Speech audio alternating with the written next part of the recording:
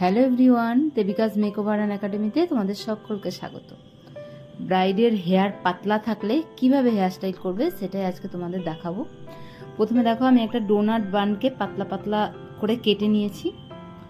তারপর এখানে দেখো আমি ব্যাক কমিং করছি। ফার্স্ট যে ব্যাক কমিংটা করা হয়েছে সেকশন করে, সেটাতে করব না। তারপরের ব্যাক কমিংগুলোতে দেখো মাঝে মাঝে আমি যে ডোনাট বানগুলোকে কেটেছি, বানের টুকরো করেছি, সেগুলোকে আমি এইভাবে ফিক্স করে দেবো। একটা, দুটো, তিনটে লেয়ারেও তোমরা দিতে পারো। এখানে আমি দুটো লেয়ারে দিয়েছি, কারণ একদম দেখতে পাচ্ছ প্রচণ্ড পাতলা হেয়ার, একদম স্ক্যাল্পটা দেখা যাচ্ছিল। তো ওটা না দিলে কিন্তু আমাদের চুলটা একদমই পাপটা হতোই না করা। তো দেখো এইভাবে আমরা পাপ করে নিলাম। আর